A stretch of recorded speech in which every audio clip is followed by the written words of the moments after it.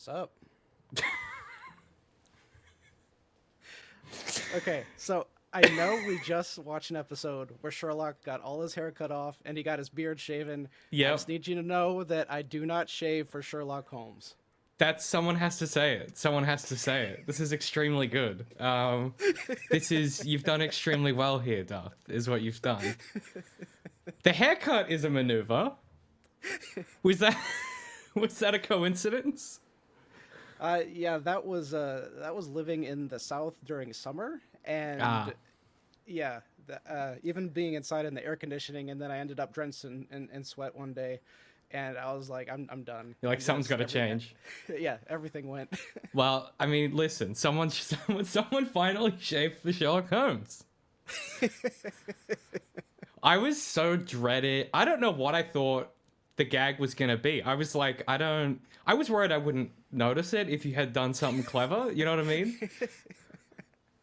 Oh, that's very funny. I'll have to tell you. I'll have to tell you I'm doing something else, and then I just have like a little pin on my shirt or something. Yeah, something so small. Something weird, or like you've pinned something up in the background that's like gonna get the podcast like copyright claimed or something. Like, just like the ultimate like prank your podcast producer. Like that's your secret side channel that we don't know about.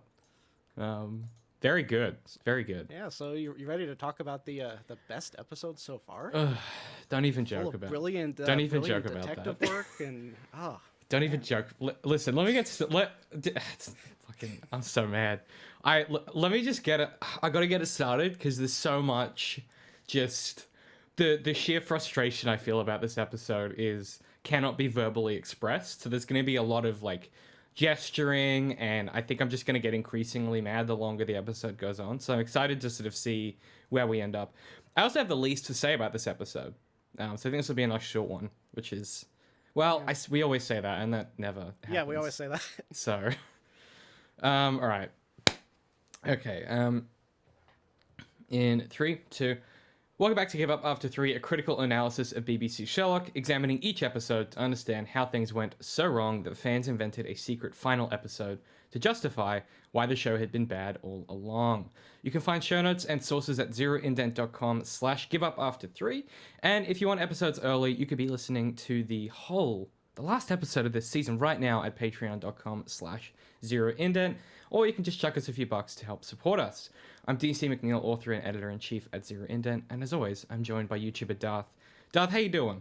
You get the fresh cut, you get that fresh fit, you got a tie on, looking fancy. Yep. Well, I dressed up for the wedding, but this is post-wedding, so I was able to undo it and undo the top button and everything. You're at the reception, you're having a beer, I love it. Yeah. Look, for those who probably worked it out from our preamble, this episode we're talking about Season 3, Episode 2, The Sign of 3. This was directed by Colm McCarthy. It was written by Stephen Thompson, Stephen Moffat, and Mark Gatiss, because how could this episode be written by any less than 3 people? The air date, it originally aired the 5th of January 2014. The sign's a 3. What do you want? Oh, I hate it. The viewership, it opened to approximately 11.38 million UK viewers, which is embarrassing if you were any of the 3 writers that wrote it. That's a lot of people seeing your dirty laundry. Content disclaimer on this one. Less so than usual. This one does contain minor topics of self-harm and suicide, but very, very minor. Compared to the rest of the show, which is very suicide-heavy for some reason. This one was adapted, so I always have a note of adapted from. This has nothing to do with Sherlock Holmes whatsoever, but they stole the title from The Sign of 4. Before we get into it, I've made my thoughts and feelings on this fairly clear throughout this entire show. Talk to me about your first experience with this and then coming back to it. Ooh, goodness. First experience is me trying to remember like 10 years ago, whatever it was. I will say that all of the fond memories that I had of this episode still rang true because I loved it for all of the drama bits of it, all of his, relationship pieces that we see with John. A bunch of the wedding stuff was fairly good with how it came off. So if you like it for any other reason than it being a detective story, then I still enjoyed it. Mm-hmm. If I was paying at all attention to it being a detective story, I'm like, this is not a detective story. So, yeah, that was my first takeaway, was this episode went full-out drama with only the vaguest moments of detective work, almost none of which could the audience have deduced on their own. Yeah. That was my opening statement. Good assessment. Yeah. I really don't like this episode. I know I've said this before about other episodes, but I think...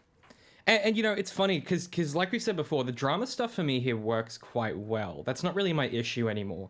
Like, they you know, Mary in particular, her addition and the dynamic there works really well. I think for me, the reason I don't like this episode is it takes some of the other characters and sort of reduces them into, like, caricatures of themselves.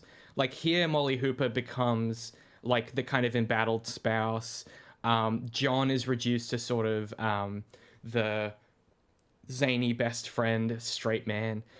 Sherlock kind of is only ever allowed to be, you know, the most heightened version of his character throughout this episode. And then when we do get some bits of authenticity, it's completely undercut by how they utilize it. I would also say that the writing and the direction are at odds with each other. There is a scene we'll talk about later, which I have alluded to before, which is the wedding photograph scene, which technically has narrative utility, because it does call your attention to something in the same way that the taxi cabs in the opening shot of the first episode call your attention to the cabs and things like that. It's trying to do a particular maneuver, but it distracts itself with the technique. So we'll kind of get into that in a little bit. I'm going to read the summary, which is frighteningly short because nothing happens in this episode. It's literally 2 paragraphs. Watson and Mary are getting married. This episode recounts the awkward, lame stag party, Holmes's aloofness, his insistence on solving a murder during his best man speech, and eventually solving the murder of Sholto, a wedding guest, a little too late.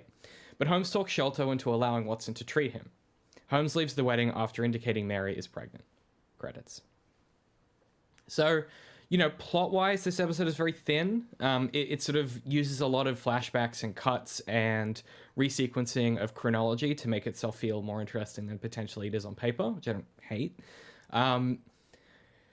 We just kind of got to get into it, I guess. Can I ask you, so you messaged me after you watched this, and you were clearly not, you clearly were like, a little cooler on this than you maybe had thought you might be. I don't want to dunk on this episode too hard, because we've got an episode coming next, which is going to be really fun to dunk on. So I'm going to try and stay positive, but I apologize in advance if I start to lose my mind about halfway through this episode. So that's my disclaimer. Don't get mad at me if I get mad. Okay. So this episode opens with Greg Lestrade investigating a series of bank robberies. However, the robberies always seem to know just before the police turn up and they get away, or they just can't get convicted. He gets increasingly frustrated with each new incident, but finally the police force manage to corner the gang. As he's moving in for the final arrest, Sherlock texts him urgently for help at Baker Street. Lestrade immediately abandons the arrest and sends police units to Sherlock's house, only to find that the help he needed was writing his best man's speech. It's very funny. In this very particular register for Stephen Moffat, I think this is like the most Stephen Moffat little comedy bit. It's a classic Moffat goof, I feel. How does this opening sit with you?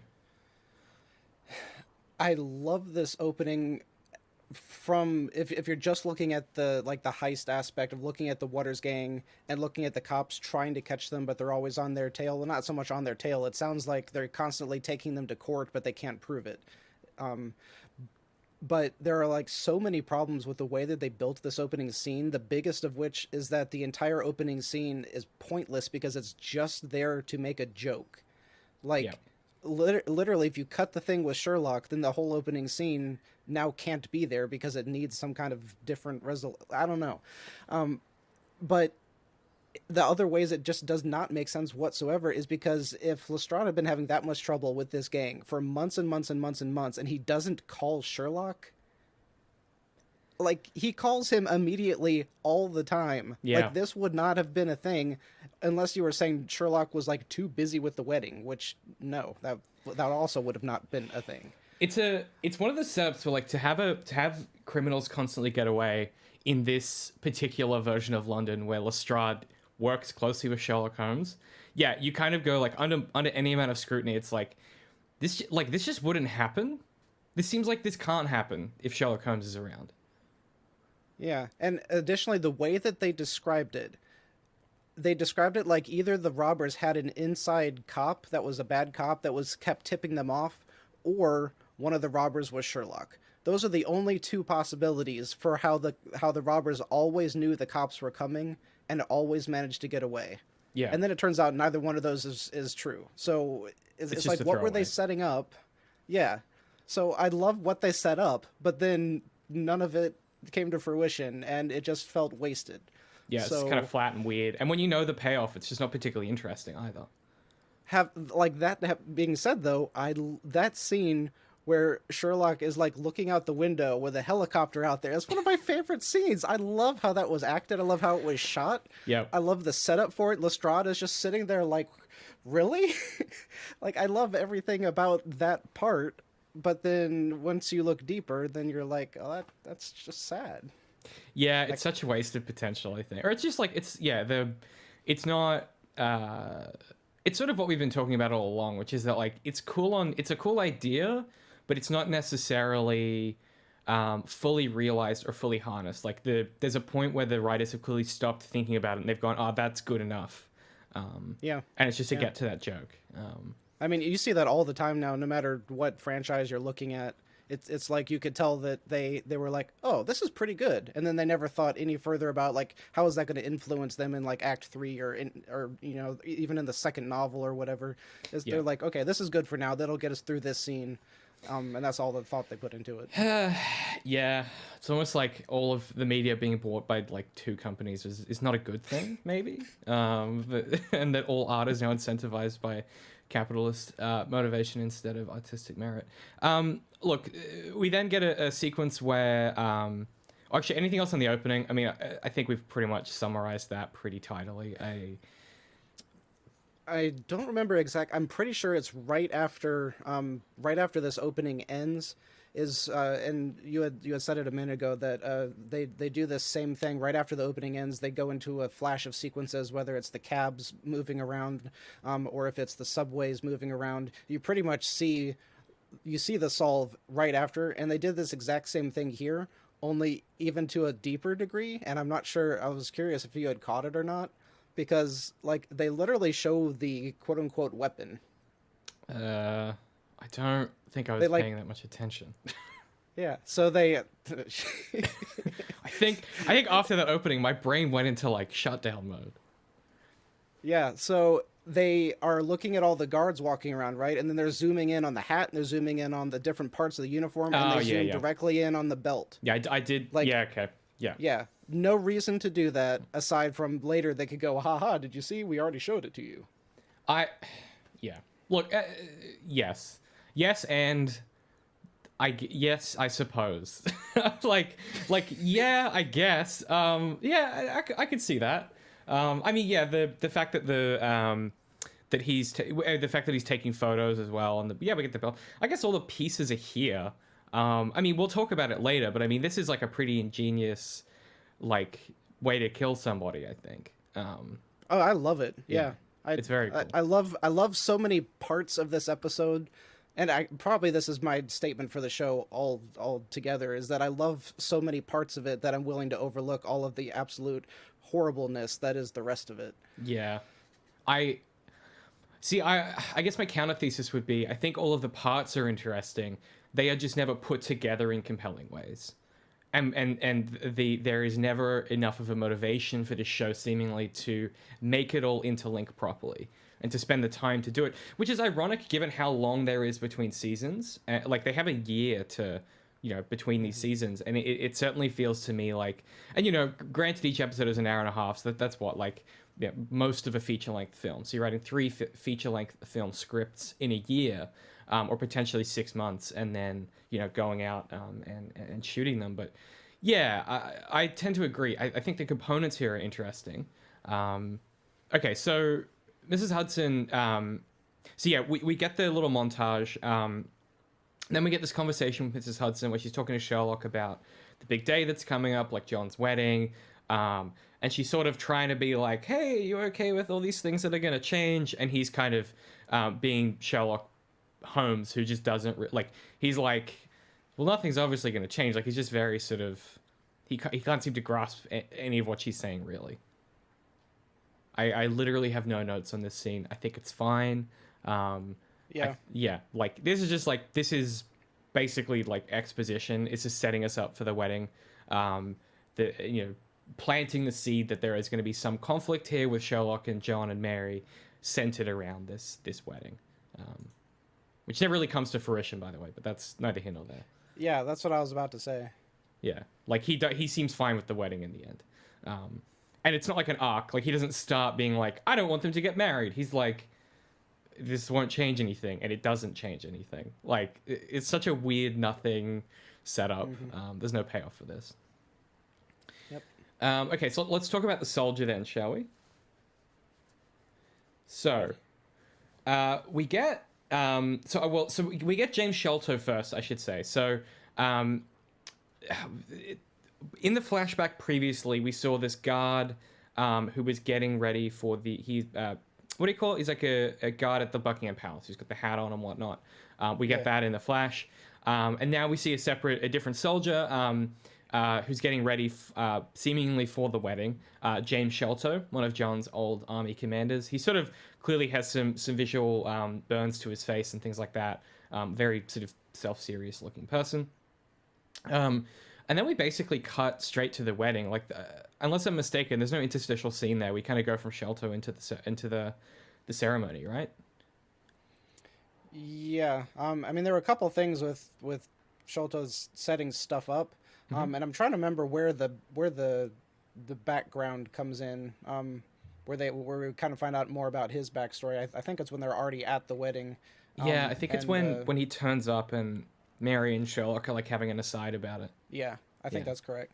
But we do see that I don't know how important it is, but we do see his left arm is lame. I'm not sure how much that actually factors into his character. That would be a really interesting kind of piece to delve into, because all of the burns, I think, make sense, because wasn't it supposed to be a bomb or something? Yeah, it was something like that.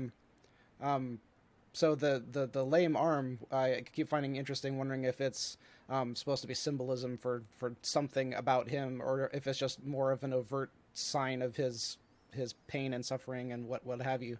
But we also see that he has a pistol like directly on top of his luggage there, so that would either be A, he's going there to kill someone, or B, he's worried about being killed by someone. So a little bit of setup there, which is just such a small thing, and you immediately get a little bit of extra story for the audience, which is pretty neat.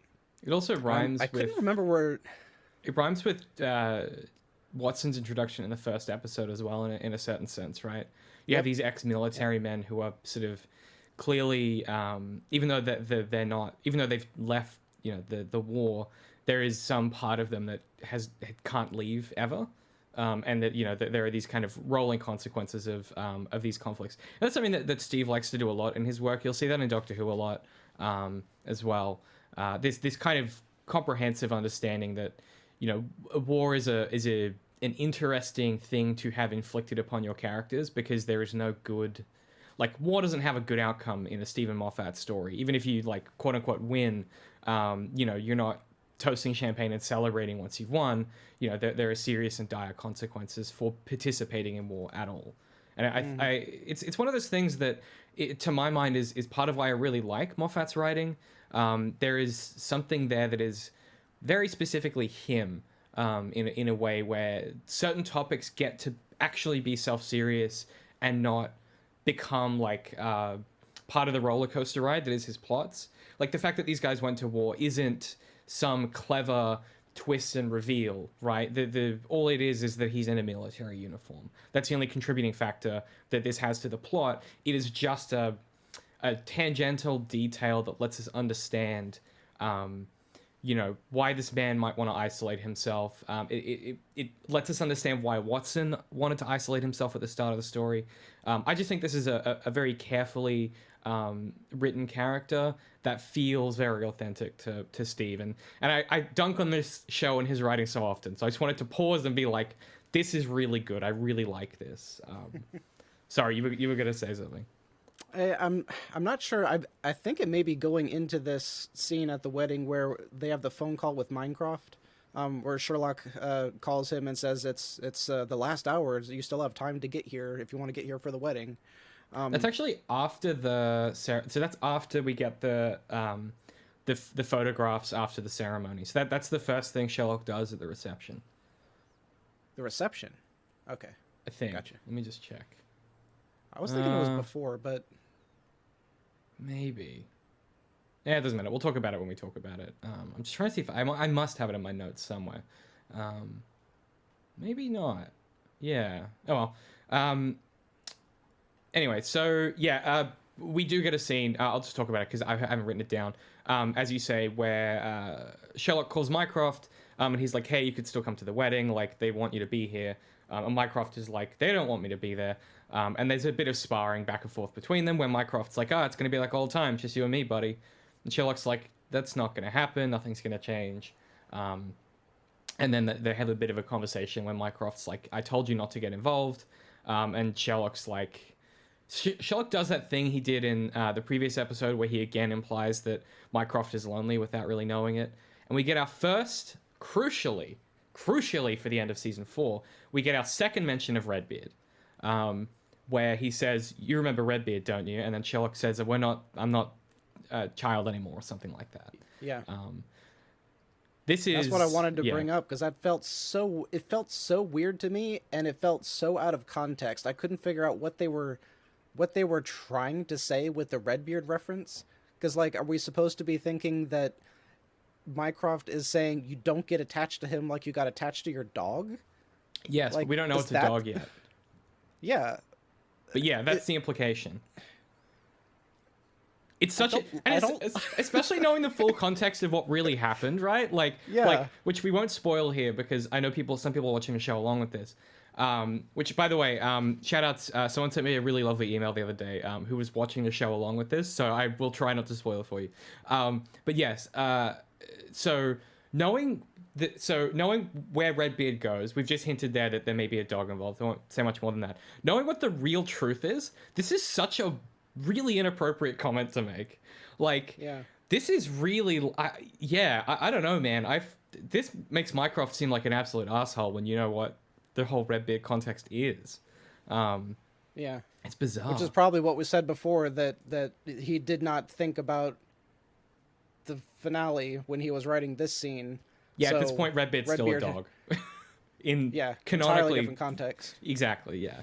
And this is to your point earlier. In a much more carefully crafted series, the author would have thought through and been like, okay, well, what am I doing with this? What's my twist for this piece going to be? And then you make sure that when you're working through the body of the text, you appropriately set up the context that can then be correctly recontextualized in a way that works for your characters. So the problem is when that reveal comes, it recontextualizes this scene and makes us both go, what the hell did Mycroft even mean by that? Instead of going, oh, of course, that's what Mycroft meant by that. And that's the difference between, like, we've been saying previously that, meaning is created at the time of reception. That meaning of the recontextualization of us re-experiencing this scene is really like, that's how you measure the success of that payoff of that twist. Is like, do we come back to this and go, of course, or do we go, what? That doesn't make any sense knowing blah blah blah. And so that's like probably a really good concrete example of your setup and payoff not really meshing. And I think one of the best like practical examples of that is Fight Club. Because once you get to the end of that movie, you immediately want to rewatch the entire movie because every single scene can be recontextualized knowing the reveal at the end. Yeah. But this kind of stuff, not so much. There's only occasional hints at it. It's not like the majority of the piece is recontextualized. Well, and which is a real thing that, like, that's like the red hot burning core of, like, detective fiction. This is the irony of all of this. Is like the best part about a detective story is when Sherlock Holmes, for example, makes the solve, and you go, oh my god, how did I not see that? You go back and you reread it, and suddenly suddenly you had this insight, and you follow how, like, you start to see the clues when he sees them, and you start to piece it, and you're like, oh, of course, if only I had thought about this earlier. And that's like the foundational text for this story.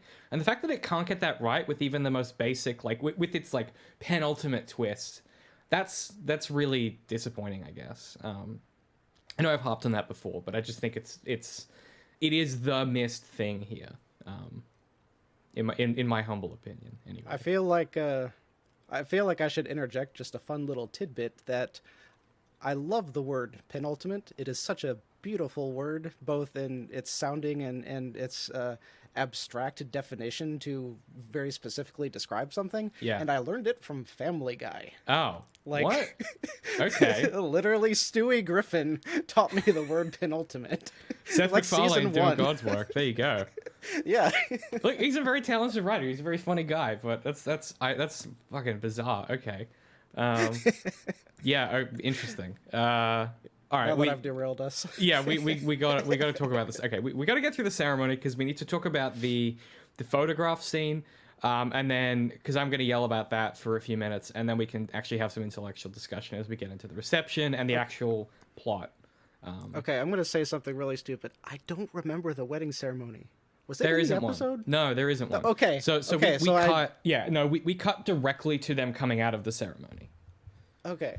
Okay. Which is such an interesting choice. This is Yeah. such an interesting choice. I don't understand what's happening in Steve's brain here. I mean, I guess I do, which is a normal wedding episode would be really emotional, right? So, like, okay, think about a TV show, say, have I written this down? I think I have. Hang on, I literally have this exact note. Yeah, so like in a normal story, in a normal wedding episode of a TV show, something that you do is like you would have a really long build up to that wedding, usually if it's like main characters. So you think about something like Parks and Rec, where you've got like your two main characters, Leslie and Ben, they get married in that. It takes like a full 3 or 4 seasons to get there. And then when it does happen, it's really emotional and it's this really great emotional payoff. And then, you know, you watch it and you cry and you're like, oh my God, this is amazing. Think about like Brooklyn Nine-Nine, like has a similar kind of payoff where there's like a good 5 seasons of emotional buildup and you see why these two characters would have this relationship and what it is that their relationship looks like and how it functions and how they've grown and changed together. And then you watch that episode and you cry. And it's like these big like emotional cathartic moments for television. This is a wedding between John Watson and a woman who has had approximately like 25 minutes of screen time up until this point. And so we're placed in this awkward position where you can't have a big emotional wedding scene because we just met this character. But also we need to have the wedding in order for the next episode to happen and then season 4 to occur. And so this feels very... rushed is the wrong word, but I think what they're doing here is they're avoiding the emotionality of seeing the wedding in favor of the utility of the wedding, if that makes sense. And I think that may be specifically for Sherlock's benefit, because it seems, and I'll talk more when we get there, but it seems like this episode was very much like meant to humanize him and like give him emotionality that he doesn't otherwise have. Yeah. And if we had seen him sitting there at the wedding, he would have looked so freaking bored. He would have been texting if he carried a phone. He would have been like searching Google, Yeah. you know, on Pinterest or anything rather than watch this wedding. Yeah. He'd be like a 13-year-old kid at a wedding.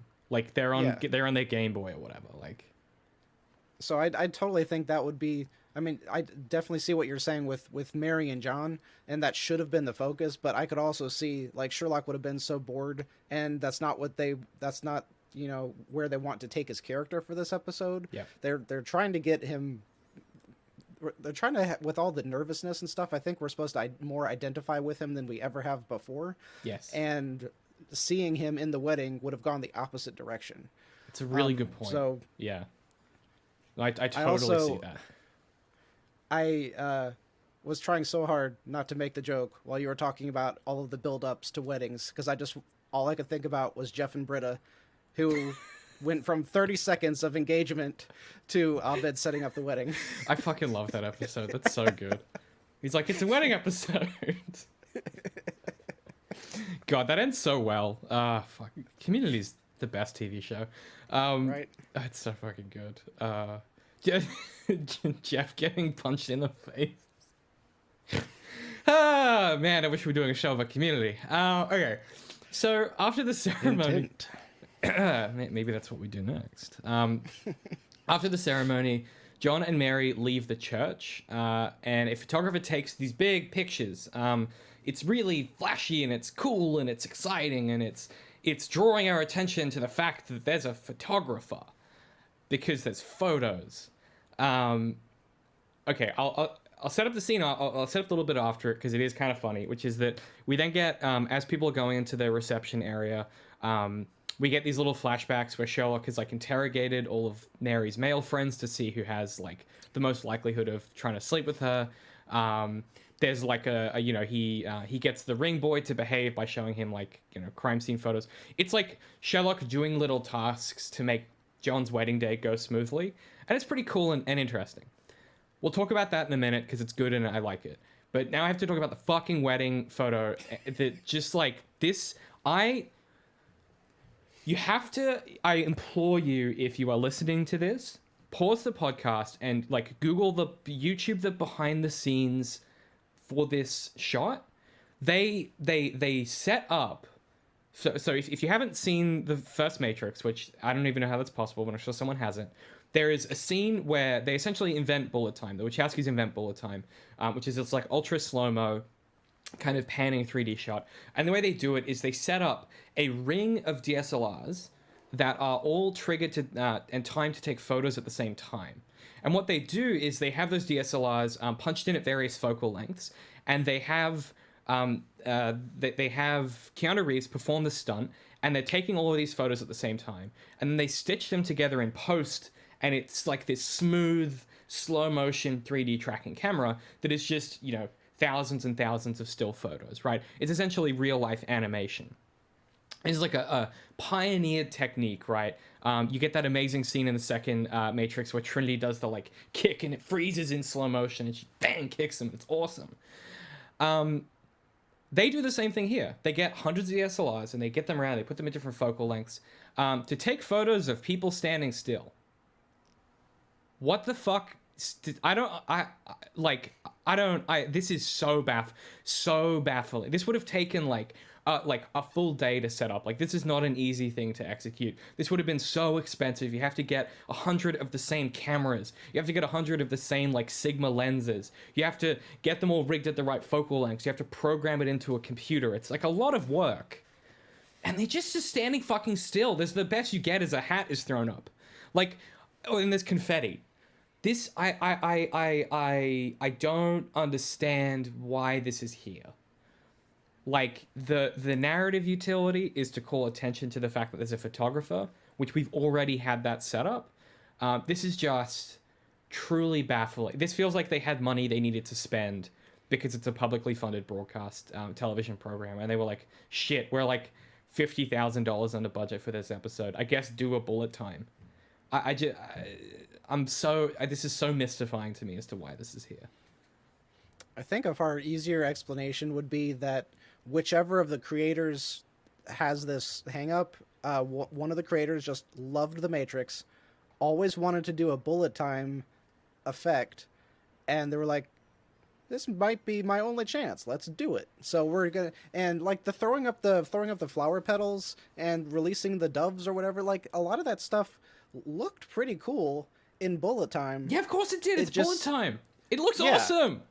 But like, it just doesn't have the utility, like you said. Yeah, why? Like, especially if the entire point is to be focusing on the photo. If the point is the photo, and that's where I have the biggest break with this, is that what we saw there is not photography. Yeah, I would define that as extreme, like special effect videography. Like that does not qualify as what a wedding photographer is doing. We also see the wedding photographer do it later. Like, we see him putting a camera in people's faces and taking their photos. We already have that. Yeah. So if the purpose of the scene, which is something I don't know if we've really like talked too much about in any of our group podcasts before, was like you should be able to look at a scene and explicitly, specifically state this is why this has to be here. And if there is no definitive reason for a character arc or a plot line or something, that scene should go. Yes. So if we're arguing this scene needs to be here because it's pointing out the photos and it's pointing out the photographer, it would have made so much more sense to just do the standard photography.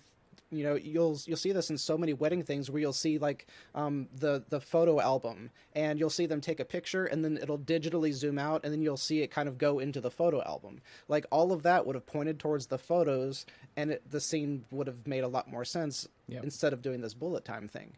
Yep. That being said, I also wonder if it's something to do with this weird like bright color palette that they chose for this episode. I wasn't sure where to talk about it, but with all of the bright flowers they're throwing up in this scene, it's very vibrant, extremely vibrant scene, and the same thing with the guards all around the palace, which we focus on a bunch. These bright red costumes that they're wearing, bright red uniforms that they're wearing, and then the reception hall, vibrant yellow colors. It's just this episode has such a unique color palette to it.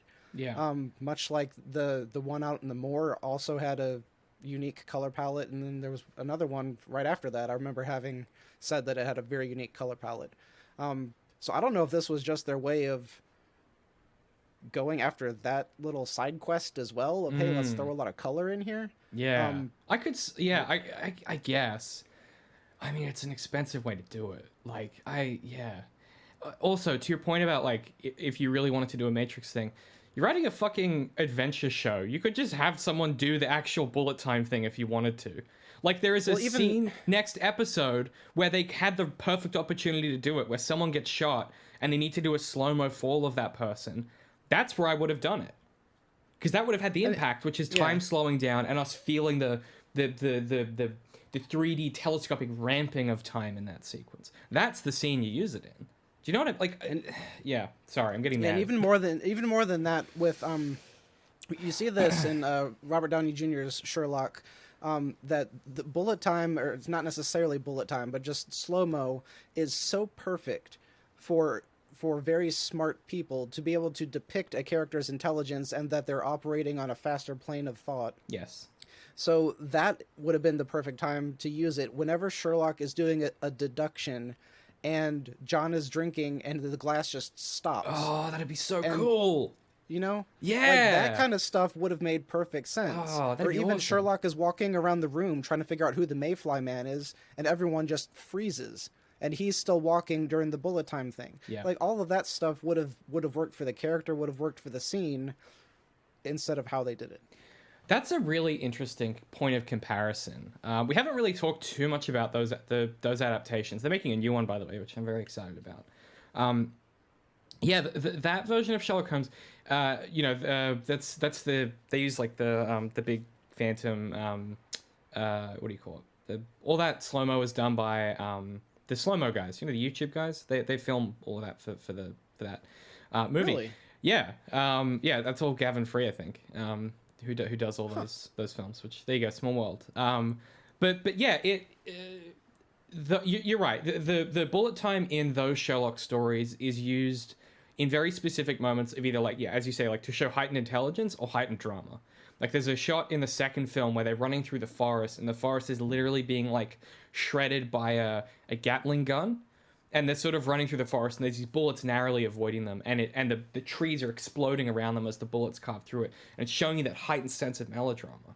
Or in the first one, as you say, where Sherlock, it's in the very opening, it's within the opening minutes.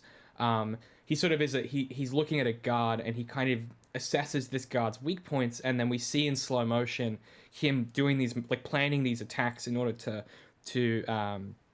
take this guy out.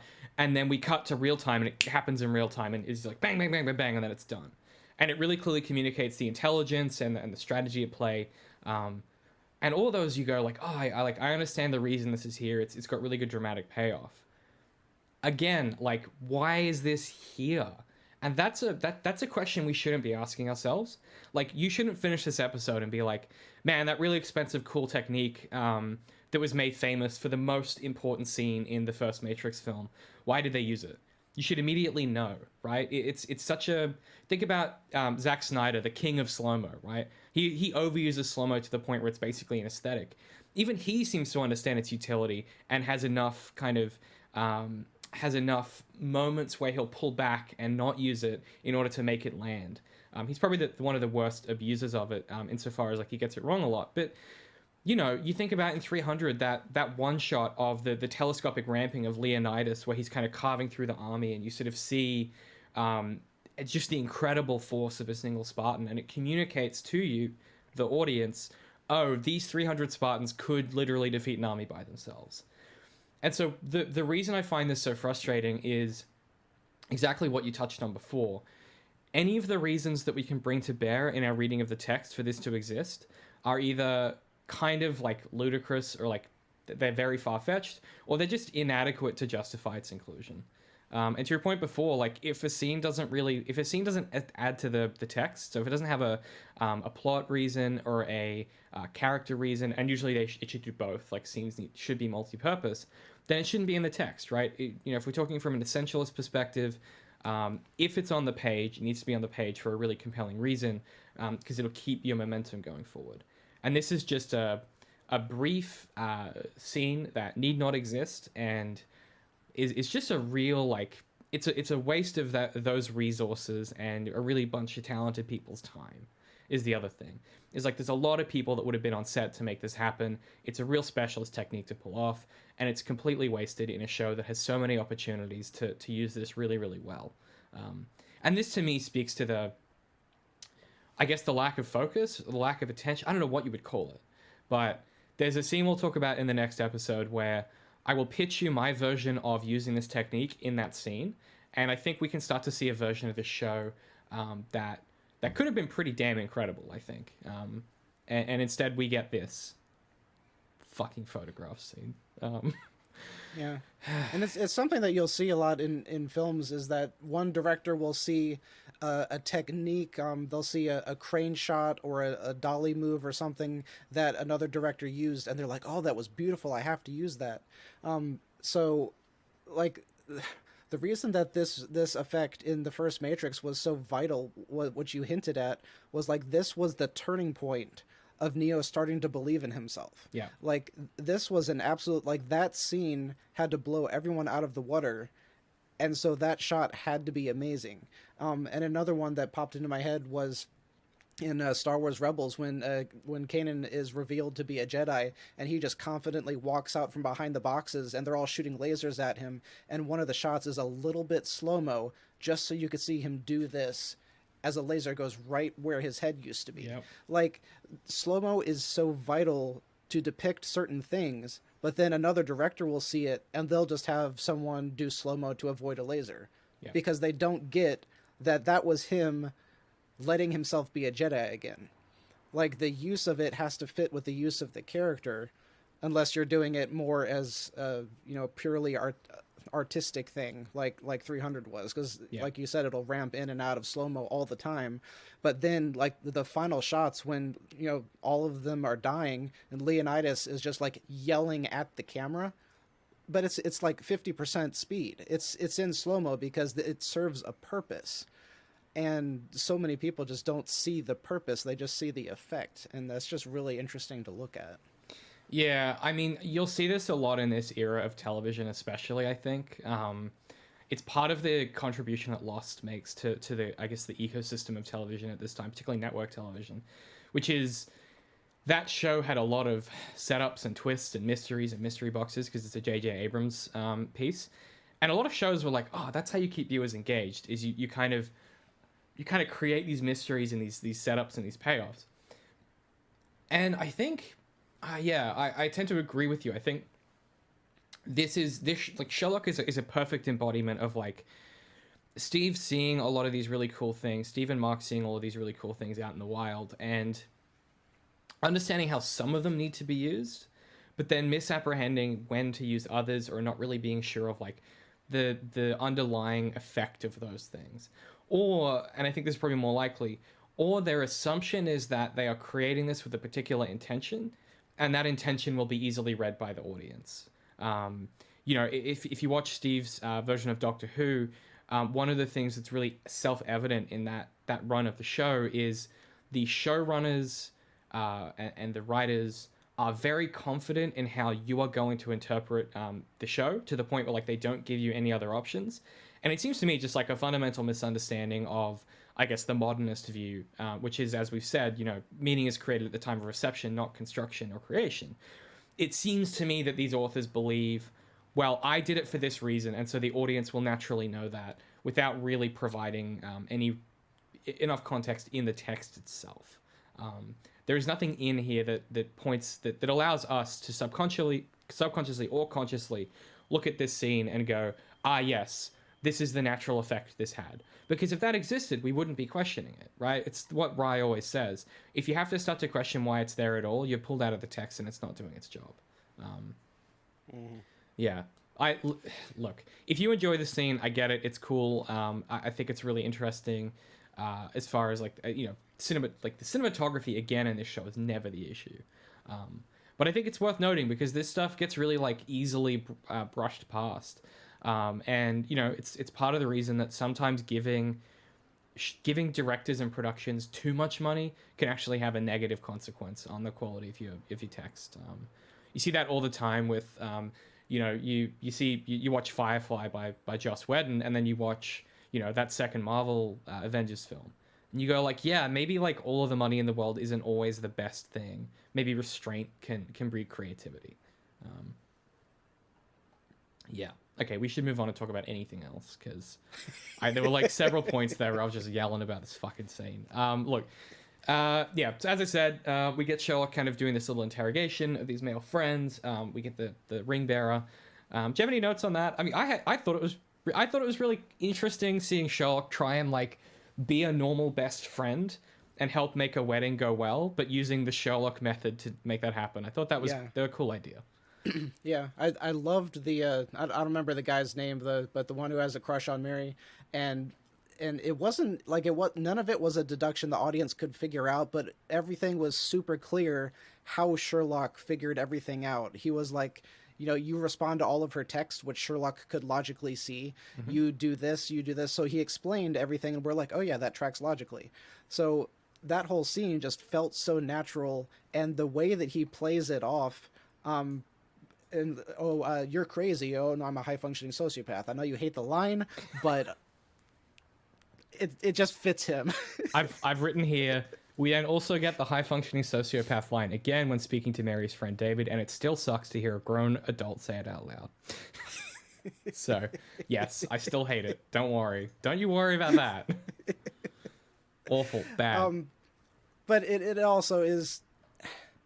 I don't know if there were a less grandiose way to say the same thing, but I love the idea that he's getting across, because I've said such similar things before. I'm I have a lot of blackmail on you. You should probably help me out with this, Yeah.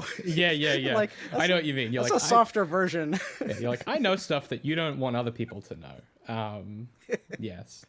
But no, so I love that scene with that dude and how it played off, and then it goes right into the flower boy, and I love that Sherlock doesn't understand how he got the kid to like him, and it's he doesn't understand. Oh, I should just show him murder victims, and the kid loves this stuff. Yeah, Yes. It's just the disconnect between the adult who is such a child who is connecting with the child, and they just like looking at cool dead bodies, is I don't know, that scene was very interesting as well. Yeah, I like it. It also taps into that thing of when you're a kid, you want to consume things that don't talk down to you, you want, it's part of the appeal of watching scary films or watching dark stuff, right? Is that it feels like a good way to practice certain emotions of as an adult,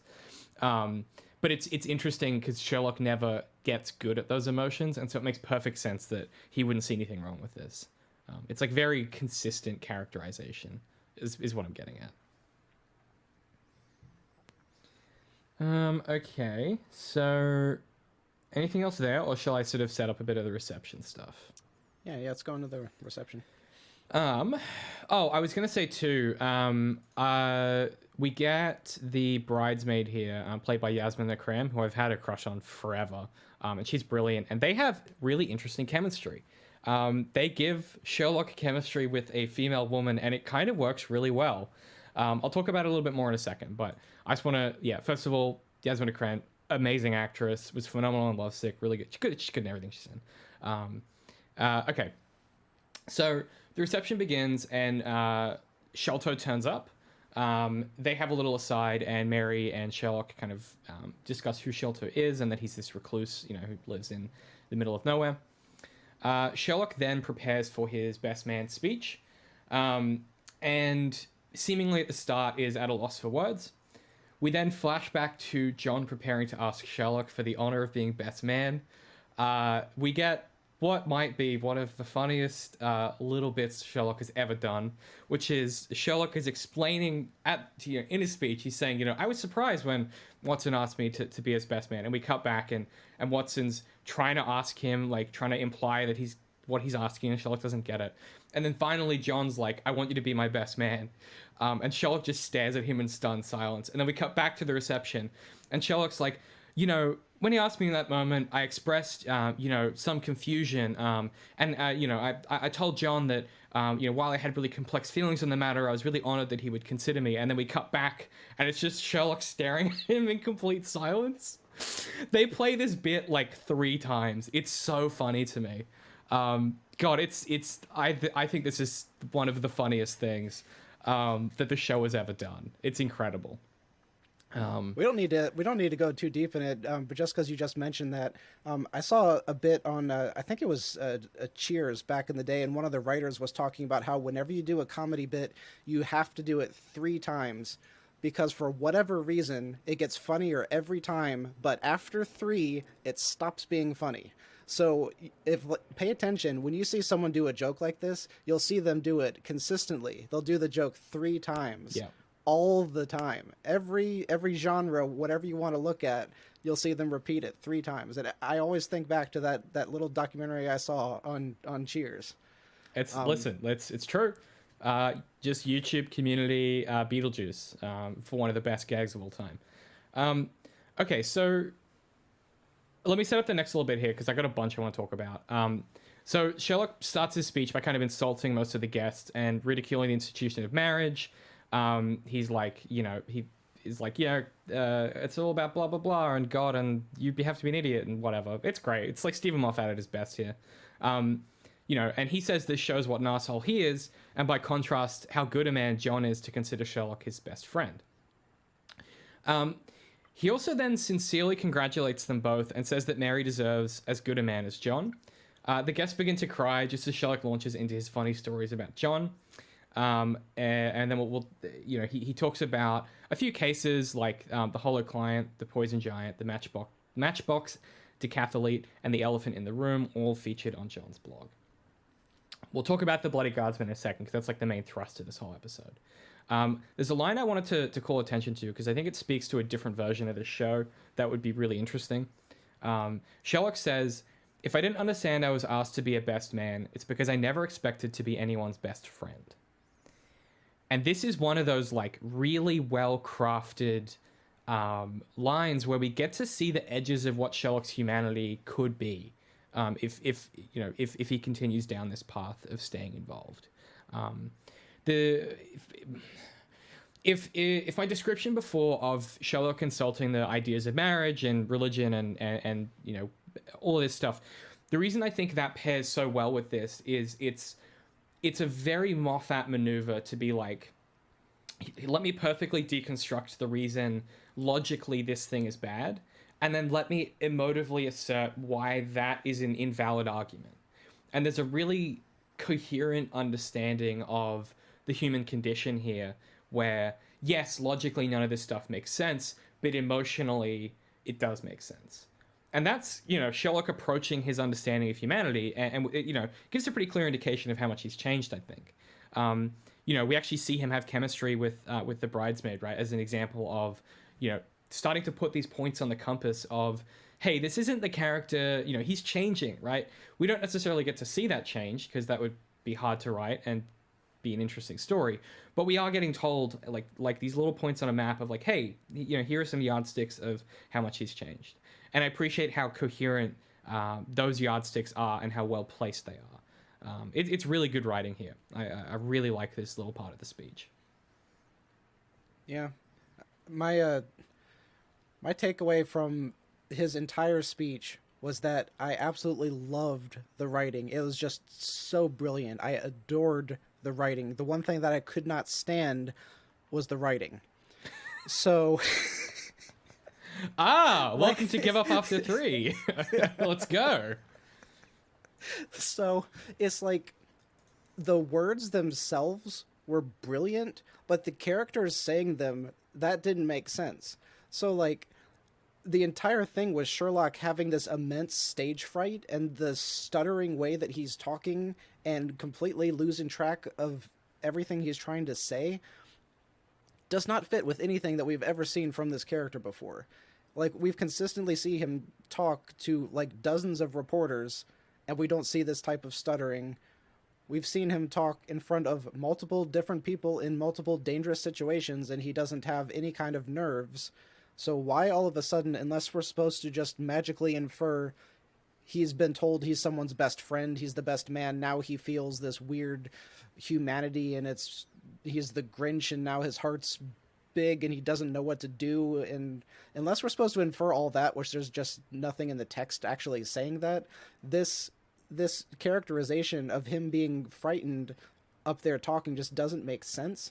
And that's what I was saying earlier, is that this seems like they are just trying to humanize him to me. That's really the only reason for him acting like this, unless it's just a joke, and unless they only did it because they wanted him to be socially awkward in this scene, or they were just wanting to make him be more, for the audience to identify with him more. And this was an opportunity for them to do that, because everyone gets nervous when they're up talking in front of a large crowd. Mm-hmm. I don't know, for whatever the reason that they were having him act like this, it doesn't ring true with anything that I've seen before. And after I started thinking about that, like, the beautiful dialogue they wrote is just ruined by the person saying it, because he shouldn't have been saying that stuff in that way. Mm-hmm. You know? Yeah, no, absolutely. I mean, well, this is the fundamental flaw of the show, right? Is like, aesthetically, yeah, I really like this scene, but then like the aesthetic clashes with the actual like narrative here and the characters here, and like because it's to my point earlier, because we don't see Sherlock change, we just get told he's changing constantly. This just doesn't ring true for him. If we had seen an episode of The Hollow Client, The Poison Giant, The Matchbox Decathlete, The Elephant in the Room, if there was a whole season of television of showing him grow and evolve and accept this wedding situation, and then we get this as the climax, you'd be like, yes, that change is earned. He is a different person than he used to be. I can see how he's evolving. Man, like Elementary does this so well, where you see that version of Sherlock constantly, growing and changing and becoming a different person. Same with Joan Watson. But here, like, yeah, you're right. We get told by the text that Sherlock is vulnerable and nervous, and then we just are supposed to believe it. Unless it's a performance I think we by see him. I don't know. Like, yeah, there's nothing here that makes me feel confident. There's nothing here that makes me feel confident they are trying to like do some kind of subversion. I think this scene should be read as Sherlock is supposed to be nervous and be saying these things and mean them. If that makes sense. Yeah, I mean, face value, it feels natural, because everyone would feel nervous in that situation. But if you enjoy this show at face value, then that's fine. Mm-hmm. So second thing, that was digging a little bit more into it, because the whole telegram sequence was hilarious. A lot of really interesting points. There were even some little interesting like hints at the future when there's the one guy that was someone from Mary's past that said "Wish I could be there," and you see this like haunted look on her face, which is hinting towards the next episode. But then I'm like, why is that supposed to be such a big thing? Because like when the idea is introduced, it's from Mrs. Hudson, and she's laughing so hard that they think she's dying or something, and she's like almost on the floor laughing, and John's like, what's wrong? Why are you laughing so hard? And she's like, the telegrams, and I'm like, are they? Why does she know they're funny? What makes them funny? Why is Sherlock reading them funny? This is so that, you know what? This is my Moffat moment for this episode, because I know why this is funny. Okay, think about Steve's pitch for like why weddings are so dumb, right? Think about that little sequence we get where Sherlock is talking about like, you know, it's a fucking institution and it's blah blah blah blah blah, and God isn't real and it's God's for dummies and idiots. Like, think about all of that stuff. Moffat 100% believes that stuff. He is like the biggest atheist of all time. Big respect, my man. But here's the thing, right?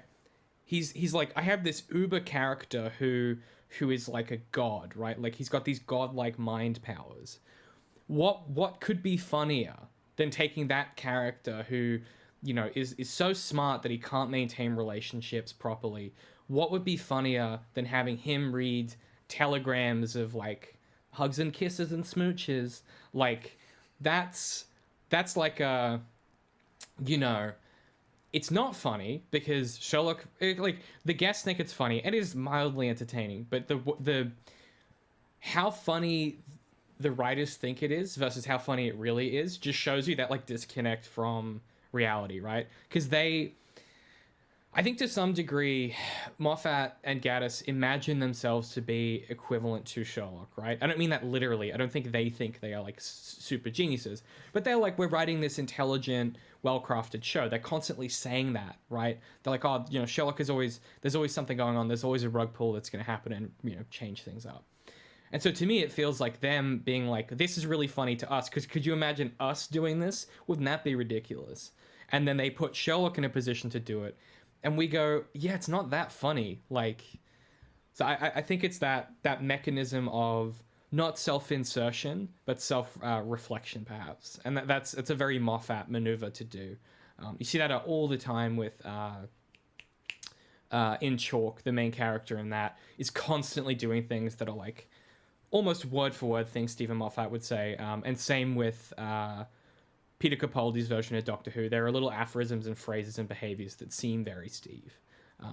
You know, the way that character is the kind of rock and roll granddad sort of vibe. That's very Moffat. I think that's how he sees himself.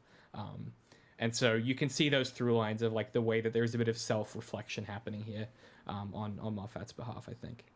So that is, I think, literally the explanation. Once again, I'm not saying that means it's good or that it works in the text, but that is, if I had to guess at it, a pretty accurate, I feel, estimation of why the text thinks this is funny. Yeah. And just saying that it's another Moffat moment like makes so much sense, because like Mrs. Hudson is just cracking up because of how funny these telegrams are going to be, and then like 99% of them are best wishes, we hope the best for you. Yeah. Like, he literally just skips them over because so many of them just literally say the same thing. And it's like, what is supposed to be so funny? He said two things that made him feel awkward and got the giggles, and then that was it. Yeah. So, I mean, we've already beaten the scene to death more than they took time to write it. So we should move on. Darth just describing the whole podcast in one sentence. Okay, I'm going to set up the case of the Bloody Guardsman. We'll try and get through that, and then when we get to the climax, we'll take a quick break. So we then pick up the case of the Bloody Guardsman to explain in detail. Basically, Sherlock's like going to run through this to explain like what makes Watson such a good man. So Stephen Bainbridge is a royal guardsman who contacts Sherlock Holmes because he believes he has a stalker. It's this man who's taking photographs of him. The pair investigate and try to speak with Bainbridge. They kind of get blocked by the military structures here. And then they very quickly discover him dead, stabbed in a locked shower. What a compelling mystery. While investigating the body, Watson sees he is still alive and saves his life. Sherlock basically recounts this and says, Sherlock's all about solving the mystery, whereas John is all about saving people's lives. It's a kind of a neat little aphorism, I think. It does it pretty well. Then Lestrade's like, how'd he do it? And Sherlock's like, I don't know. We then get Lestrade and Tom attempt to unsuccessfully guess how the murder was done. Given Sherlock explains he never solved it. Anything on the setup for the case here? So, one thing I'm not sure if we should skip over was leading into that was the scene in their apartment where Sherlock is kind of going crazy and making all the paper napkin doves, right? Yeah. And then Mary says, please go out and run him and take him on a case. And she's actually talking to both of them. Yeah, I did write down in my notes, Mary playing John and Sherlock against each other is neat. She's a really interesting character to have in this show. Yeah. It's a beautiful scene. I love so much of what they wrote with her character and how she interacts with both of them. And I still don't really understand what they were going for with that scene. If both men were supposed to like literally need to go out and run, or if one of them was just going along because I don't know. It wasn't ever really clear to me. It seemed like Sherlock was the one who was actually losing it, and John was fine. And so John was trying to work with Mary to get Sherlock out, but John didn't need to go out. John was actually fine. But then Mary was giving the thumbs up to both of them, like she knew that John needed to get away too, or maybe she just wanted them both gone. I don't know. However you play it out, yeah, but it's still cool to watch. Like, it's one of those things where, like, I'm kind of like, yeah, I don't really care because it's really well executed. Like, you kind of go, yeah. Well, I guess the implicit idea here is that, like, Mary knows they both probably need to be distracted from this wedding because it's getting too much, and like that seems to be the implication here at the very least. Yeah, and there's some great bits of dialogue in there too, like when he makes the first little napkin. It's not a dove. I think it was one of the buildings in Australia, wasn't it? The Opera House or something? Yeah, the Sydney Opera House. Yeah. So he made that. They come in and they're like, how'd you do it? And he was like, well, there's this one case that I had to learn. And they're like, no, don't BS me. I can tell when you're lying. And he's like, I looked it up on YouTube. Yeah. And it's like such disdain when he says it because he's so far above YouTube. Yeah, right. Who Couldn't be would us. do that for a living? Who would do that? Jesus Christ, that'd be a mistake. Yikes. So anyway, so like great scene leading up to that, and then they get out and they try to get in. They say the guard says Bainbridge is still on duty for an hour, so you got to wait. So then we got a scene of them sitting out on a bench and they're chatting with each other. And there's some good little bits of characterization in there, but the thing that I'm curious if you noticed, what huge thing happened in that scene while they're sitting on the bench. What huge thing? No, you're gonna have to help me. Can I get a hint? Stabby. What huge thing? Oh, okay. They literally saw Bainbridge get stabbed. Damn. Okay. You see it in the background. That's cool. That's good I don't television. know if it is or not, because part of me is bugged that a guy could get stabbed and not react to it enough for Sherlock to notice. Or maybe there wasn't anything really abnormal about it, but this is the first time that the dude rehearsed the murder, so you wouldn't think it would go off so flawlessly that the world's greatest detective wouldn't have noticed something when it's directly in his line of sight. That's a good point. Okay. But yeah. But the foreshadowing of them literally putting it in the shot is still really cool. And I've seen this like 10 times, and I did not notice it until this time watching it. I didn't notice that either, and that's my entire fucking job. Like, this is like, my entire job is to be like, hey, look, they did the detective thing, and I didn't notice it either. Which is maybe not like a great thing. If it's like, I don't know, you might want to like call attention to this being unusual or odd or something. you could see a different version of this. Now I'm just going to develop. You could see a different version of this where, he goes to do this and someone else is like, hey, no touching. Like you're not supposed to touch the guards kind of thing.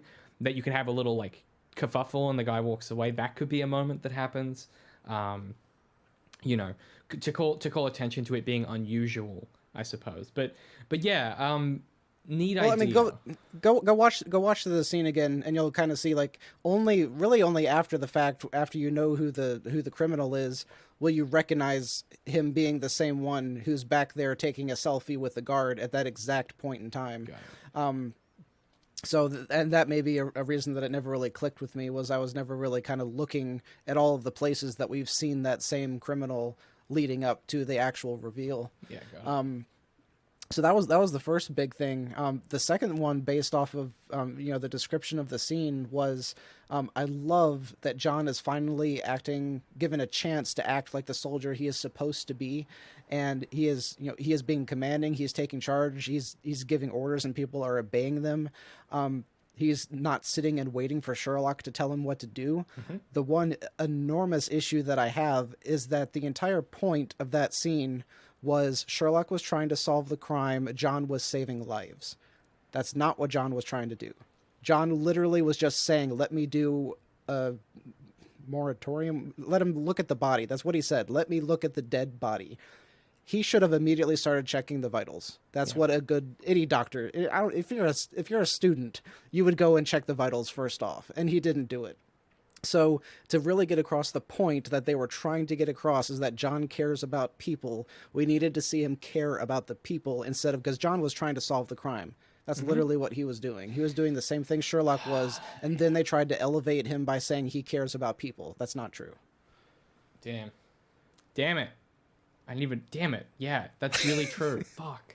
How do you whiff this? Jesus Christ. This is my point, man. It's like, the most basic thing, which is the claim that he was trying to save a life, is just patently not true. Oh, God. This fucking show. Oh, God. I thought I had identified all of the things that are bad about this episode. How are there more? I feel so defeated by this. Yeah, great, good. Well, nah. you said you were going to ruin this show for me, so I'm trying to do everything I can to make sure that anything you like, I can just get rid of it. Yeah, damn. Because I really like that line. Solving mysteries, but he's about solving lives, but he's not. It's a beautiful line, and I'm going to steal it for something else and make it actually work. Because fuck, damn it, Steve. Man, that's exhausting to think about. I feel physically drained by this realization. Yeah. Yeah. Look, the setup there is cool. The idea, the locked room mystery thing is cool. Yeah, but as you say, not the best. Also, they do this thing in this sequence that they've done a lot recently, which is like Sherlock and John will be they'll meet somebody, and the person won't know who they are. And then after talking to her a bit, they'll be like, wait a minute, you're that famous detective. Like, they take a bit too long to work it out. It's odd. Like, I don't... Yeah. Yeah, well, it could be more realistic than we think because he's a celebrity, but he's a minor local celebrity. So I'm not sure how far they potentially had to travel to get to that particular palace location. Yeah. It's I don't London, know if it's not that's... that far. Assumedly, but just assuming it's not within his territory. So you could say that because you're right, multiple times we have had people do that, and it would be easy enough to assume, because like you have your levels of like the Kardashians that almost anyone on planet Earth would recognize, and then you have like our local town mayor, who maybe anyone in our town would recognize, but even half of them are not going to recognize the local town mayor. So there's just so many different levels of, point. recognizing a celebrity like that. So I could give or take letting that one pass. It's a 20-minute drive from Sherlock's flat to Buckingham Palace. Let's see, his territory, he stops it at like 19 minutes out. Yeah, he's like, I do 19 minutes and 30 seconds. So, damn, that is surprisingly close. Thanks, Google Maps. Look, okay, so that was me. That was a real CinemaSins moment, wasn't it? I was like, let me check the facts. I just thought it was weird. I mean, I guess you're right. That's a good point. Maybe it's not until he starts asking questions where you're like, wait a minute. Okay, do you have anything else on that setup there, or should we talk about the stag night? Boy, oh boy. I don't know if we need to talk too much about the fact that Sherlock didn't solve this case, yet he was still willing to talk about it in public, even though it like so obviously bothered him. So I'm not sure if they were trying to point out, because I would normally think that Sherlock would try to bury all of the cases that he couldn't solve, and he doesn't even want to acknowledge them. But I don't know if they were trying to say that he is publicly talking about this because it shows John off in a good light, and it's his wedding, so he wants to do good for his friend. Or maybe if he's not at all bothered by the stuff that he can't solve, even though he actually says the words, "This bothers me. I couldn't solve it, and it bothers me." So Yeah. I also think there's an element of like, I mean, it's already on John's blog, maybe. I don't know. It could be one of those things where, like, it's already out in the wild, so what's the harm? But yeah, good point. Yeah, given how prideful he is about this stuff, it is an odd maneuver. But as you say before, I mean, he's already acting well out of character in general, so maybe it's just and there was symptom of that. you alluded earlier, there was a lot of really cool stuff when he's polling the crowd, and he asks Lestrade, and he says it's a dwarf in the very funny. air vent. Yeah. And then Molly's fiance says it was a meat like dagger. A meat dagger. I love. And she like literally tells him just to shut up. She's like, shut up. So, okay, that's funny, but I want to talk about the continual assassination of Molly Hooper's character, okay? Because they're doing my future wife dirty, is what they're doing, okay? Let me tell you. Like, she becomes this, like every time Tom is around, she becomes this caricature of, like, everything he does is the wrong thing to have done. Like, I don't know why they do this. Like, I get it, he's not Sherlock, but they just... They write their reactions in such a way that, like, everything he does annoys her, and I'm like, what is this? Yeah. I think the biggest reason that annoys you is because it's contradictory to what her character blatantly states. She blatantly says, "I am happy. I love this man. I am extremely happy with him." Yeah. And I am able to go on with my life knowing that he's not Sherlock. And then her reactions after the fact are, "Oh my God, why aren't you Sherlock?" Yeah. You know? So it's contradicting what we've seen before, and we like that she is moving on. We like that she has found someone else and is happy and all this stuff. And so they're retroactively kind of ruining her character. Yeah, and I get it. Like, it's such a little scene too. Yeah, I know. It just bothers me because they do it 3 times in this episode, and I'm like, yeah, I get it. Fine, shut up. Yeah, it just bothers me because it's one of these things where, like, it need not happen this way. The fact that Molly is still interested in Sherlock need not manifest in relationship to Tom. It can be its own independent part of her character. The fact that she's lying to herself about being over him, like, doesn't have to necessarily represent itself as this sort of petulant behavior that is, like, just unnecessary. Yeah, and in my opinion, that does not have to manifest whatsoever, because she is not just a side character, but like a tertiary side character in this story. She has already had her resolution with his relationship, with the lack of relationship that she'll never have it with Sherlock. She's already gotten over it. We don't ever need to acknowledge it again unless it's going to be like a vital story element. So all of these little things just seem so superfluous. And yeah, it's something that as I've been writing the book, I've noticed. So because I've been thinking a lot about Molly, because one of the parts at the end of the book is sort of working out what they would even do with her character in a prospective season 5.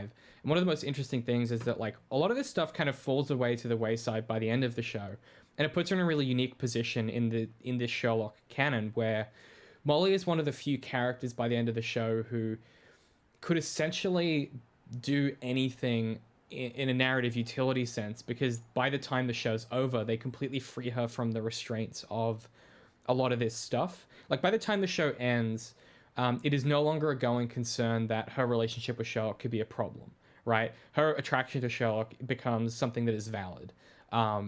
him caring about her becomes something that is valid. There is a really interesting maneuver in the long form here of you can almost feel Moffat being like, yeah, the end game here is they should get together, but it can never happen.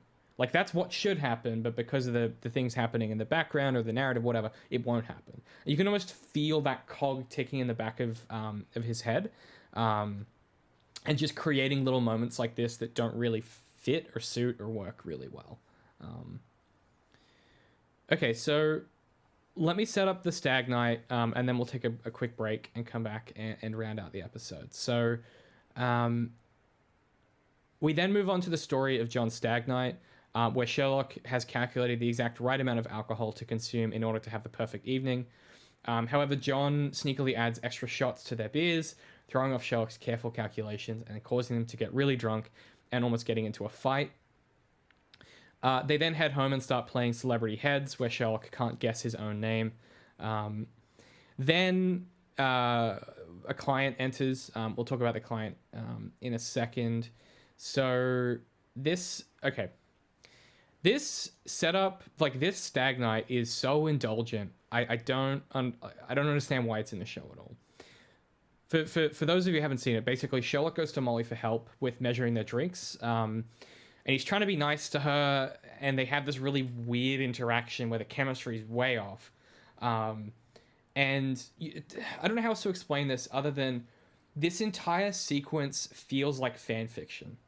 The whole thing, from the start of the pub crawl to the end of the case, this feels completely like fan fiction. I'll try and explain why as we go. What do you think about this whole apparatus here? Well, I was about to say that I absolutely loved the pub crawl, but I think I'm just going to be quiet and see what you say. Don't do me like that, man. Okay. First of all, the dubstep version of the theme song is bad and should be buried. There's a really awful choice. Here's the thing. I don't hate the idea of Sherlock tracking their drinks. You know, he's got these beakers instead of pint glasses. Responsible sales of alcohol. You can't do that, but it's funny.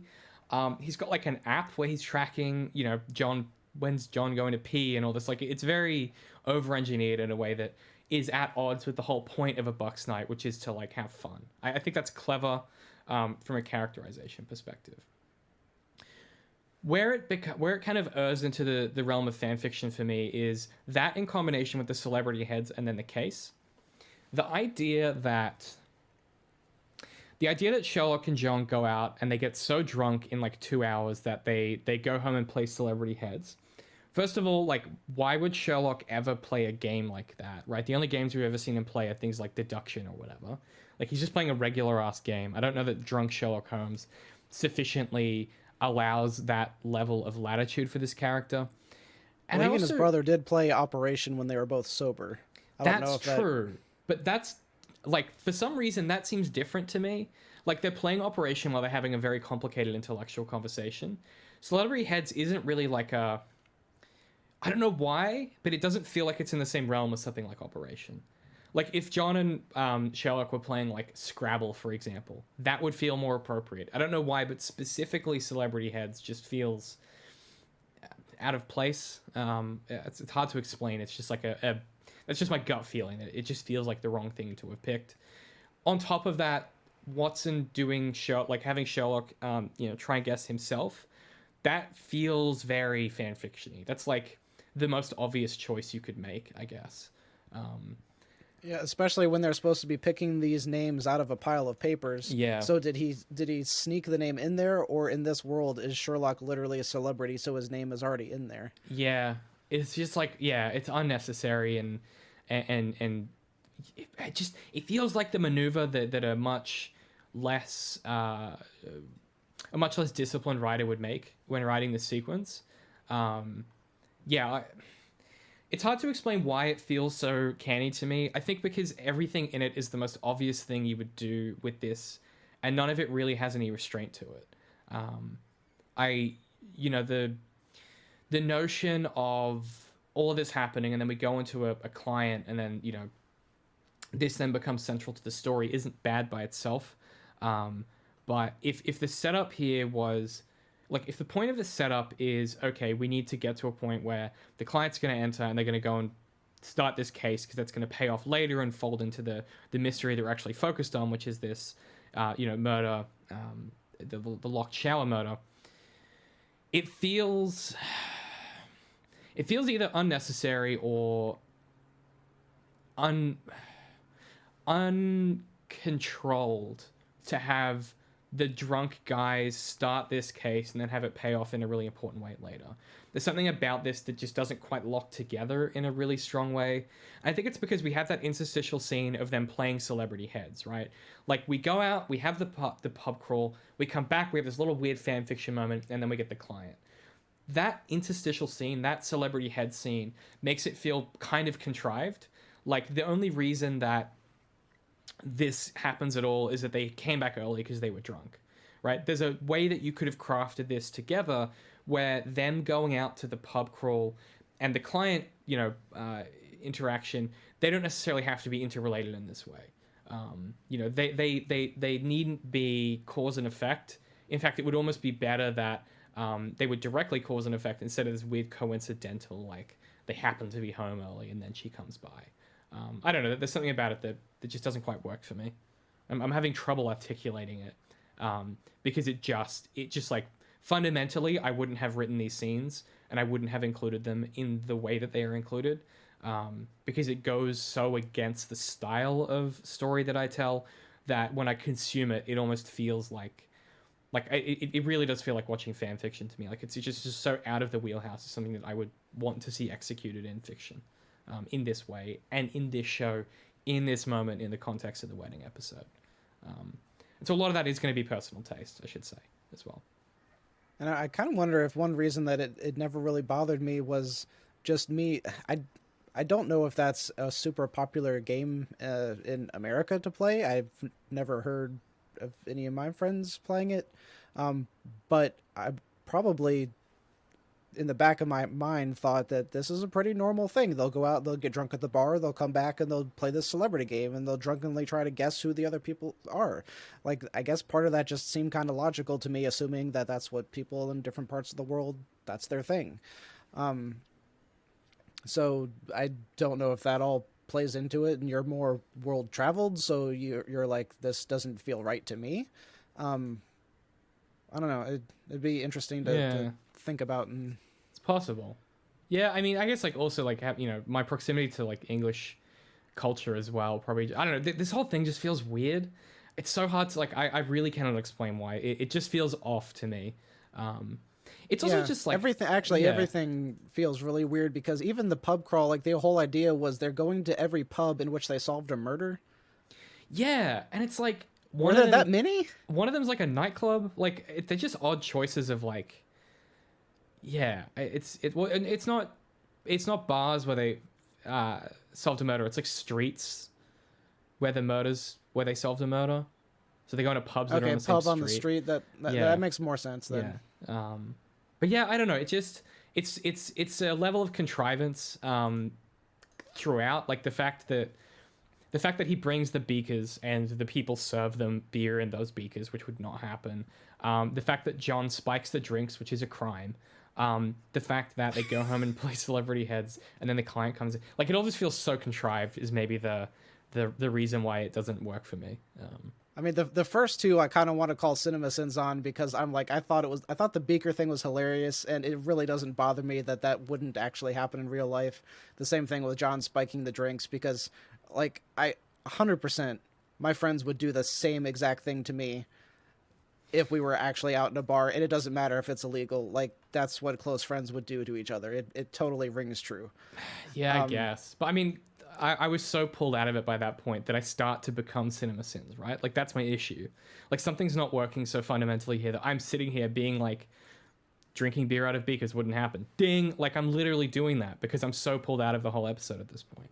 And it all started, it starts with that wedding photograph and then it never wears off. Like, it is legitimately like, the rest of this episode, I'm so disengaged from what they're trying to do.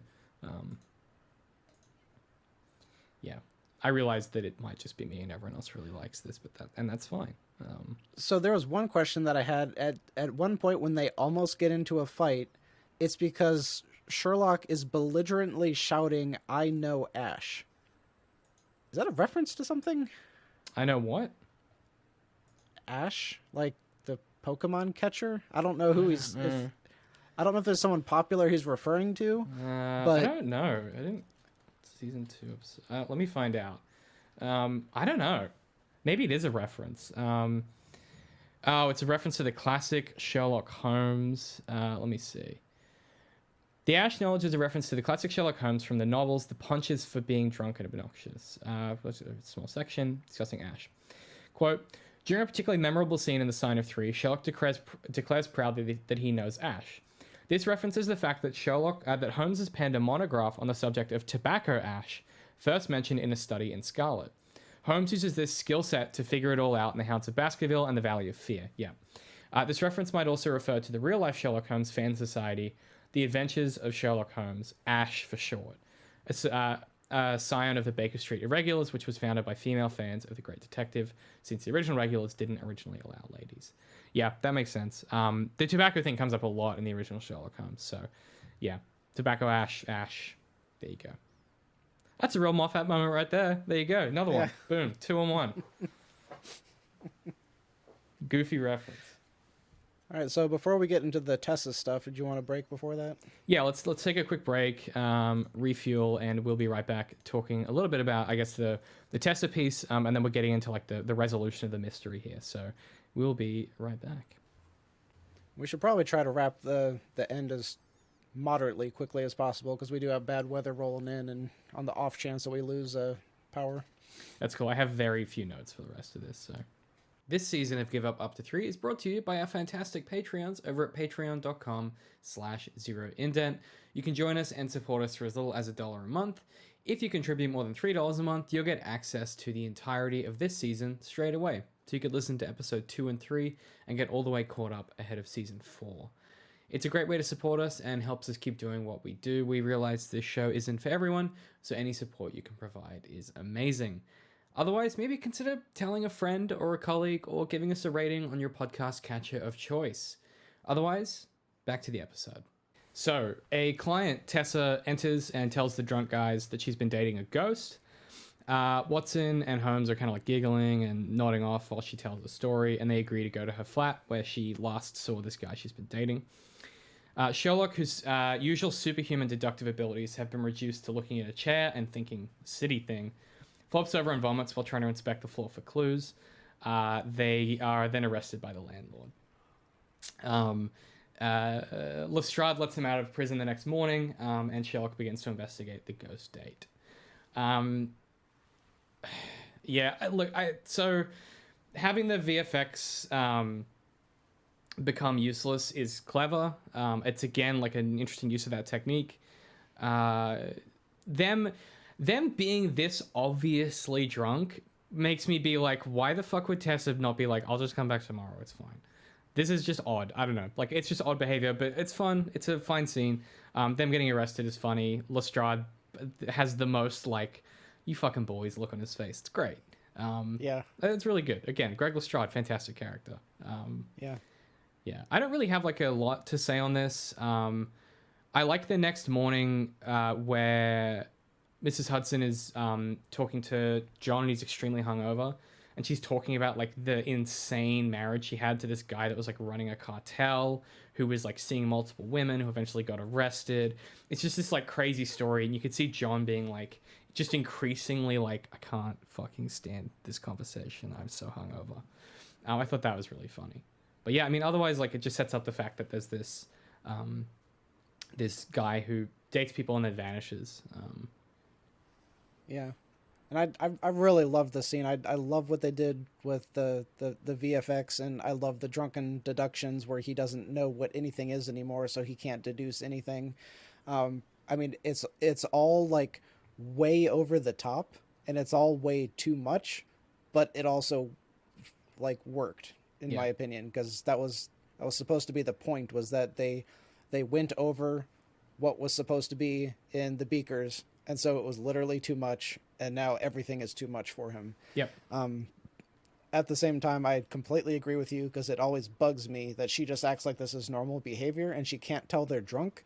So part of me was thinking, is this what Londoners are like? Do they just go to work drunk and then put up with people going to work drunk? Probably yes.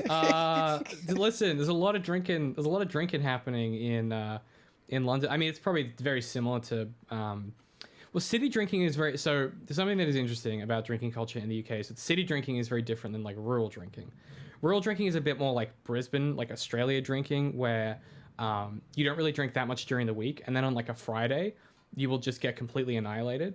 Whereas UK city drinking is like you might have like a few pints after work most nights with your colleagues or something like that. It's a lot of like smaller constant drinking, whereas the binge drinking thing is really like a rural maneuver, I think. So there is something about this that could kind of culturally make sense, where it's like, oh, well, like, of course people are drunk all the time and probably still do work. Like, I'll have a few beers and do writing and shit. Like, it's not that unusual, I think, culturally here, but yeah, they are so obviously drunk that it's almost unbelievable, I guess. Yeah, and so it's like the landlord that lets them in because it's her and then it's a man there, and he knows they're drunk and he's like, "This is too much, get out," and she's like, "No, they have to stay." Yeah. So it's like either she can't tell or she doesn't care. It's hard to tell. It's hard to tell which. But one thing that's interesting, like go back and look at Sherlock's expression when she's explaining, and when she is explaining how the ghost or how this person just ghosted her and she felt like so bad about it. Sherlock's expression, he's actually like, "Oh, you poor thing." Like he actually looks sorry for her. Mm-hmm. And I'm like, is him being drunk actually letting him feel human emotions? Oh my god. And then yeah. what are the implications about that? Because that's just really interesting. That is. I mean, probably the answer is probably yes. Like, I don't know. Like, yeah. If I get too drunk, I get real emotional, man. Like, maybe that's just like a thing that like if you're always constantly trying to like lock off certain parts of your emotionality, it has to go somewhere, and it's just like I guess the second that he gets drunk, it's like all comes out of him. Yeah, interesting. Weird scene, man. Like the whole thing is just so weird. Cool. Anything So else after on that, Yeah. I don't have another note until Sherlock is making the solve. Basically neither. So we'll probably just breeze through what happens here. There is for the listener who hasn't watched this episode is very thin in its concept. So we'll kind of just breeze through it here. So Sherlock speaks to the other women who have dated the ghost and deduces that it is a man using recently deceased men's flats and identities to meet women. I want to briefly talk about the device that's used for this. So Sherlock imagines all the potential victims of this mayfly in a courthouse and uses it to start investigating the case. For example, they're all standing there and he's saying, "Not you, not you, not you," and they sit down as he kind of rules them out as victims. It's a very clever visualization because what we learn is that in reality, he's actually on like a dozen laptops instant messaging all of these people. And so what we get is our first real glimpse at like how is his mind palace conceptualizing this information. This will be important for next episode and then the following season. But at the very least, we kind of get we get a good supposition of what is it like inside Sherlock's head all the time. And I think it's pretty cool. It's about the most I've got to say about that. So who did he steal all the laptops from? I just assume he owns that many laptops. No, because he always steals John's. Maybe, Sometimes he writes on his own. I don't know. I don't think that's... So there's two. Yeah. Assume Mrs. Hudson has one, so that's three. Uh-huh.